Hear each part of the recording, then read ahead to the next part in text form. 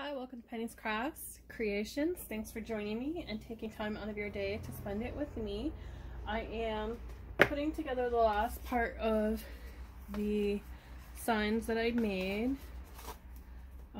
for my wreath for my front door. And these were them. I showed you how I made these with the skeleton in my previous video. So I am working on the wreath part, and it is the witch's hat frame that I picked up in my recent Dollar Tree haul. And I have strips of burlap. Normally I believe this is done with mesh, but I like the look of the burlap. So I have strips, and I'm just going to tie them in different spots all around the wreath form.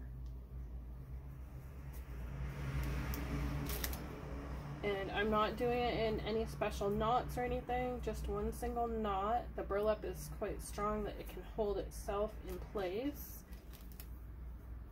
And I'm not going to do the very top because I'm not worried about that. And that's going to be the part that holds it on my door.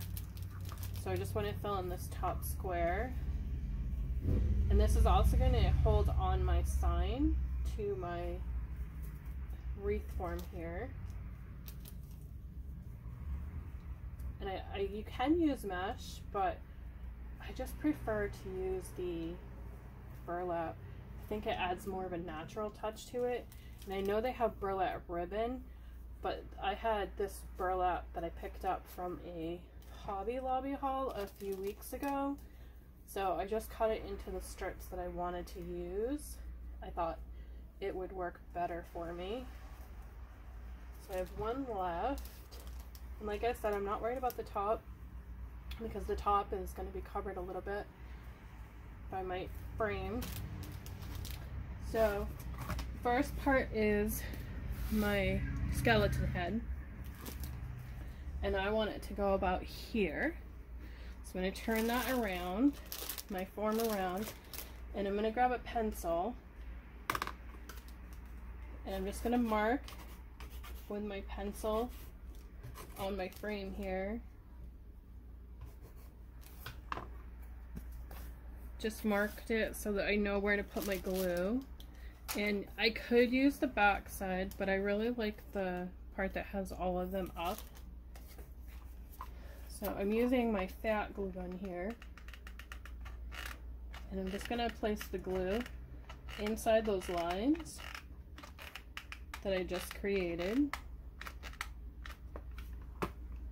And those are going to go onto the frame. So I'm going to turn it so that I can see it a little bit better. And then just push it down onto the frame itself so it adheres to my hot glue better. I'm trying to be careful I don't burn my fingers. I do it every time I use hot glue, especially the high temp. Okay, so far that's what it looks like. And I'm gonna put another glue stick in here. And I always dab that glue on there to put another glue stick in because it keeps it in place. So the next is the girlfriend. And I'm gonna eyeball this one.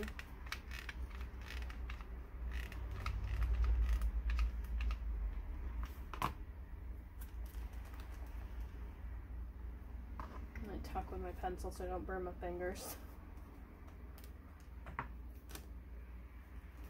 I'm just pushing down onto the sign itself. Now, as you can see, my desk is quite messy with the burlap. It's all over the place here. It's everywhere on my desk, but I'm not worried about that. So I'm going to eyeball again with the next panel down. Add my hot glue on there, put some on here, just so it grabs it. And again, I'm using my pencil to guide anything. Ow, I did it, I burnt my finger again. And I sealed my pieces here with an acrylic paint sealer. Usually I would use Mod Podge, but I decided to use my sealer instead. And I use this one. It is Krylon's Triple Thick Crystal Clear Glaze. It works really well. I was worried with using the Mod Podge that it might affect the paper itself, where Mod Podge is a waterproof sealer. I didn't want to affect it too much. So my last piece, I'm just adding to the top here some hot glue, because that's the only piece that's going to be hanging. So I want it right there. So that's it. That is my door decor using my skeleton sign. And I have one here to show you what it looked like first. I mean, you can use it with that, and it would look really cool as well. But we are fans of the skeleton, so I wanted to use that for my thing. So as soon as the glue is completely dried, I will take a picture and attach it onto here so you can see what it looks like hanging on the door. Thank you for watching and have a great day.